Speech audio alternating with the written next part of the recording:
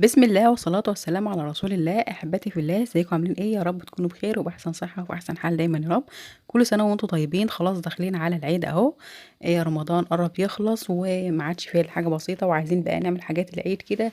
ومن حاجات العيد الجميلة من تسالي العيد الحلبة المنبتة زي ما أنتم شايفين كده، هنعملها مع بعض بطريقة سهلة وبسيطة خالص وبمكون بسيط خالص. هتضيفيه على الحلبة يخليها لِك هيسرّع تنبيتها ويخليها تنبت معاكِ في وقت بسيط. تابع معايا الفيديو. لو أول مرة تشوفي قناتي اعمل لايك واشتراك وفعلي معايا زر الاشتراك عشان يوصلك مني كل جديد من فيديوهات المطبخ أم عبد الله. زي ما انتم شايفين كده، بسم الله الرحمن الرحيم. الحلبة بتاعتي اهي انا عملتها في الكيزان الكيزان اللي هي الكيزان اللي هي الفخار دي. لو ما عندكيش الكيزان الفخار دي اقدر اقول لك تقدري تعمليها في كوبايات، تقدري تعمليها في مصفى، تقدري تعمليها في اي حاجه تانية خالص. بس هي الكيزان ديت احنا كنا زمان متعودين عليها، كانوا اهالينا بيعملوها وكانت بتبقى طعمها جميل جدا وكانت بتبقى حلوه قوي. الحلبة بتاعتنا فوائدها كتير ومفيدة جدا للجسم ومفيدة للشعر وللبشرة ومفيدة للناس اللي عندها أنيميا وطعمها حلو قوي، والناس اللي هي ما بتعملهاش بصراحة فايتهم كتير.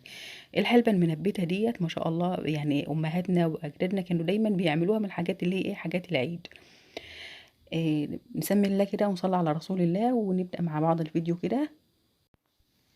معايا كده كمية من الحلبة اهي، تقدري تعملي بربع كيلو، تقدري تعملي بكوباية بكوبايتين من الحلبة، يعني ما تكتريش لان هي بتزيد.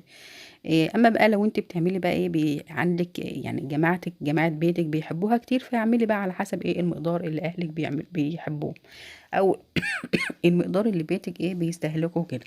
اول حاجه معايا كده الحلبه، بنجيب الحلبه اللي هي الحلبه الحصى، وبنغسلها وبننقيها كويس قوي. لازم تنقيها كويس قوي لان ممكن يكون فيها طينه، ممكن يكون فيها زلطه، اي حاجه من دي. فلو عملتيها بالزلطه بتاعتها او بالطينه بتاعتها كده هتاكليها بالحاجه بتاعتها. فلازم تنضفيها كويس قوي قبل ما تحطيها في الميه. بيبقى فيها عفره، بيبقى فيها عفشايه، اي حاجه من دي. لازم حاجتنا تبقى نظيفه كده وامنه، علشان علشان صحتنا وصحه اولادنا. بعد ما نقعنيها وخلاص ونضفناها، بتجيبيها بقى في في بوله كده وبتنزلي عليها بالميه زي ما انت شايفه كده، وبتغسليها كويس قوي لانها بيبقى فيها طينه وبيبقى فيها ترابه وحاجات من دي كتير. حطيتها في البوله بتاعتي اهو علشان تصفيها كده. لو مش هتعرفي تصفيها من البوله كده، بتحطي مصفى زي دي كده، وبتنزلي بالحلبة بتاعتك او بالحاجة بتاعتك زي ما هي كده على على المصفى. في الحالة دي ما بتهدريش منها وما بتوقعش منها في الحوض كتير. وتاخدي بالك كويس قوي ان انت ما توقعش حاجة من دي في الحوض، لان لو حاجة من دي وقعت في الحوض هتبهدلك الدنيا، هتنزل هتزرع كده في قلب في قلب المجاري لا مؤاخذة، وهتشعب في المجاري من جوه وهتسدلك الصرف وهتعمل لك مشاكل كبيرة. فنكون حاطين كده مصفى صغيره زي ما انتم شايفين كده على المصفى بتاعه الحوض. وحاجه زي ديت، الحاجات الرفيعه اللي زي دي بتعمليها في مصفى زي دي، تغسليها في مصفى زي دي علشان حاجتك ما تقعش، الصرف بتاعك يبقى نظيف كده وامن وما تسديش الدنيا. بنغسل الحلبه بتاعتنا كده مره واتنين وتلاته، لازم ننضفها كويس قوي. بعد ما بنغسل الحلبة بتاعتنا بقى وننضفها كويس قوي من الطينة والترابة اللي فيها كده، بنحط عليها بقى يعني نص الحلة او نص البولة مية كده، ونسيبها فيها كده قيمة ليلة كاملة. او لو عاملاها من اول النهار تعمليها طول النهار، بتسيبيها في في المية ليلة كاملة علشان تطلع الزراعة اللي فيها وتنبت فيها وكده، وتطلع التنبيتة بتاعتها. بعد كده بقى بنجيب بقى اللي هي الكيزان اللي هي الفخار اللي انتوا شايفينها دي كده. والكيزان ديت ما هياش غاليه يا جماعه، بتتباع عند بتوع الفخوره. بتتباع الاربعة بعشرة جنيه او الخمسة بعشرة جنيه، يعني حاجه ما هياش غاليه كتير. بتجيبيها بقى بتبقى معموله مخصوصه للحلبه والحاجات اللي زي دي. زمان كنا بنشوفها كده مع العربيات اللي هي بتاعه ترمس وبتاعه الخروب والحاجات اللي زي دي، وحاطينها كده معاها وبيبيعوهم معاها بالطريقه دي. بتجيبيها كده، بنجيب الكيزان بتاعتنا دي وبعد كده بنغسلها كويس قوي من الترابه والحاجات اللي فيها، لانها بتبقى يعني مكشوفه ومركونه وكده. ولازم ننقعها شويه، يعني تنقعها من ساعتين تلاتة اربعة كده في في الميه، علشان الفخاره تشرب كويس قوي من من الميه وما تبقاش ناشفه وجافه كده، عشان لما نحط فيها الحلبه بتاعتنا ما تبقاش ما تبقاش ناشفه، وفي نفس الوقت الحلبه بتاعتنا تنشف وتبقى حصى كده وتبقى محصلمه وما تطلعش الزراعه اللي فيها، والحلبه بتاعتك تبوظ وما تديكيش النتيجه اللي انت عايزاها. نيجي بقى بعد كده، بعد ما غسلنا الحلبة وسيبناها ليلة كاملة في قلب في قلب في قلب المية. بعد كده بقى زي ما انتم شايفين كده، هتلاقوا طلعت تنبيته صغيره خالص كده، قيمه بسبوس صغير كده في في الحلبه بتاعتنا. هنصفيها كويس قوي، هتلاقي الميه بتاعتها اصفرت كده وعملت لون غامق، ده لون الحلبه ما تخافيش منه. هنصفيها بالمصفى بقى كويس قوي من الميه اللي فيها. شايفين اللون بتاع الحلبه عامل ازاي؟ وبعد كده بقى إيه هناخدها هنشطفها برضه تحت الحنفية كده مرتين 3 كده من الإيه من المَيّة اللي فيها، أو عشان إيه، علشان في ناس كده لمّا بتيجي تاكل الحلبة ديّة تقول لِك ده عاملة ريحة وريحتها مش كويسة، ومش حابة الريحة بتاعتها ومش عارف إيه والكلام ده كله. فطبعًا لمّا بتغسليها كويس أوي وتنقعيها وتصفّوا المَيّة بتاعتها، وتغسليها بعد النقع مرتين 3 كده، ده ما بتعملش ريحة، ولمّا بتاكليها ما تحسيش إن أنتِ واكلة حلبة، وبتبقى ريحتها كويسة جدًا، وما بتبقاش عاملة إيه أي أثر، وما لهاش أي ريحة وما لهاش أي ضرر. ده للناس اللي هي إيه ما بتحبش ريحة الحلبة. باصفّيها كويس أوي من المَيّة اللي فيها، وبنحطها في إيه في المصفى كده، نيجي بقى للطريقة والأساس في عمايل الإيه في الحلبة بعد ما خلاص بعد ما بيتناها ليلة في المية وطلعت البسبوسة بتاعتها. لازم تبات ليلة يا جماعة في المية وتطلع إيه بسبوسة صغيرة كده في الإيه في الحباية بتاعتها. بنكون غاسلين الفخارة بتاعتنا أو الكيزان بتاعتنا ونقعينها في المية كويس قوي، وخلاص كده بقت تمام بقى وجاهزة لإيه إن احنا نحط بقى الحلبة بتاعتنا.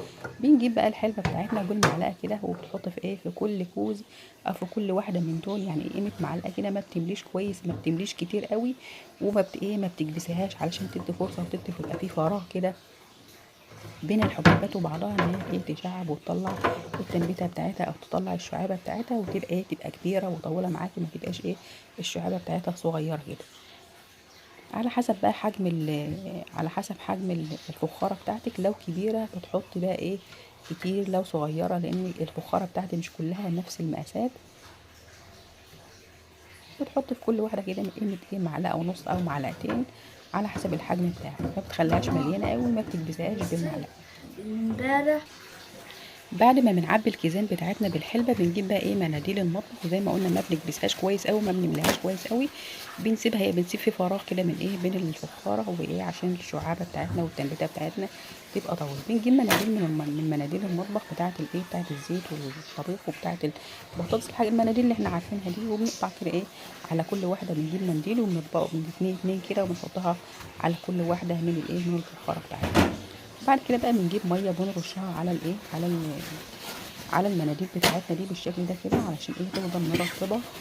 إيه الحلبة بتاعتنا تفضل مرطبة علشان ما تنشفش مننا، عشان لو الحلبة بتاعتك نشفت هتحصلم كده ومش هتطلع التنبيته بتاعتك.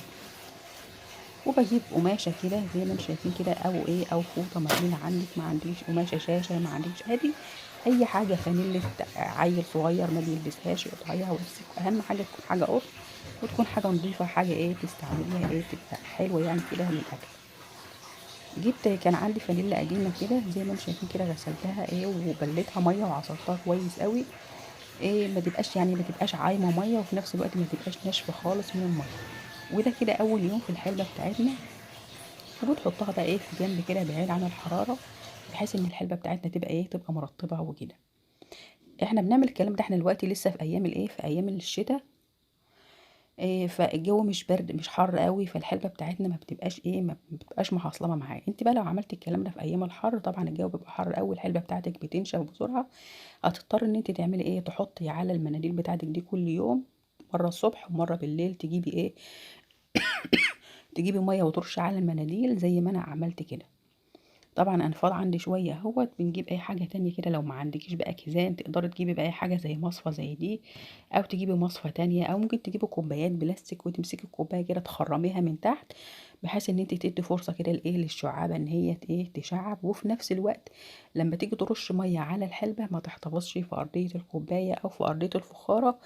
إيه زي ما انتم شايفين كده الفخاره بتاعتنا كان في ارضيتها خرم كده، ده علشان ايه عشان لما نيجي نرش عليها ميه الميه ما ترسيش في ارضيه فقريت الفخارة والحلبة بتاعتنا تعفن من تحت وتبقى مش كويسة. جبت مصفى تانية اهي من بتاعة الطماطم، عملت كده في عصارة من بتاعة البرتقال، وعملت في مصفى من بتاعة الطماطم. طبعا انت بتتصرفي بقى لو ما عندكيش فخارة ممكن تعملي في اي حاجة تاني، ممكن تعملي في مصفى ستانلس، ممكن تعملي في كوباية بلاستيك زي ما قلنا، وبنخرمها من تحت كده عشان تصفي المية الايه الزيادة في قلب الحلبة بتاعتنا. وبنحط فيها بقية الكمية بتاعتنا كده، وبنعملها زي ما عملنا برضو مع الايه مع اللي قبل كده. بنحط عليها برضو زي ما انتم شايفين كده، بنجيب منديلين كده مناديل من اللي هي مناديل المطبخ، ونحطها عليها ونرش على كل منديل شوية مية كده، ونجيب قماش على كل واحدة ونبلها مية ونحطها عليها علشان ايه ما تنشفش وما تحصلمش معانا. نيجي هنا بقى في اليوم التاني ده عملنا الخطوة الأولانية دي. أول حاجة كده نقعنا الحلبة ونبتناها، وبعد كده حطيناها في الفخارة وحطينا عليها مية وحطينا عليها مناديل بنسيبها كده أول يوم. نيجي بقى تاني يوم اللي هو ده اللي حضرتك شايفاه كده، بننزلها بقى زي ما انتم شايفين كده. هتلاقوا المناديل بتاعتنا نشفت، والحلبة بتاعتنا زي ما انتم شايفين ما شاء الله نبتت اهي وطلعت تنبيتة كويسة. هنيجي بقى كل يوم كده لمدة 3 أيام هنجيب المناديل بتاعتنا ديت ونجيب شوية مية كده ونرشها على الحلبة بتاعتنا، بحيث ان احنا ما نحطش مية كتير برضو، علشان ايه الحلبة بتاعتنا ما تغرقش كده في المية وتبعنن، وفي نفس الوقت ما تعفنش ما تديناش النتيجة اللي احنا عاوزينها. بنجيب المية زي ما انتم شايفين كده وبترش. ممكن تشيلي البتاع المناديل دي وتجيبي بخاخة باللي هي بتبخي بيها المكوى او بتبخي بيها اي حاجة تانية، بس تكون بخاخة نظيفة، وبترشي بخ كده صغير على ايه على الحلبة بتاعتنا لو مش عايزة خطوة المناديل دي. وبعد كده بنجيب القماشة بتاعتنا برضو وبنغسلها كويس أوي ونعصرها نص عصرة كده ونضيفها على الايه، بنغطبها كده الحلبة بتاعتنا. وبنعمل الخطوة دي لمدة 3 أيام. ده كده كان اليوم التاني في تنبيت الحلبة بتاعتنا. بنجيب برضو المصفى والصفاية والحاجات التانية وبنعمل فيها نفس اللي احنا عملناه مع الايه مع الكيزان بتاعة الحلبة. طبعا الحلبة بتاعتنا دي علشان نعملها لازم نعملها قبل يوم العيد بالظبط ب3 أيام، علشان ايه موضوع التنبيت بتاعنا ده بياخد مننا ايه كل يوم لازم نعمل معاه اللي هو الخطوات اللي احنا قلنا عليها قبل كده دي. ده كده بعد دي الحلبة بتاعتنا اهي بعد 3 أيام. وكده في أول يوم الرابع اللي هو ايه يوم العيد، مثلا لو انت عاملاها قبل العيد ب3 أيام، بس أنا عاملاها قبل العيد علشان ايه علشان أصور الفيديو وأنزله.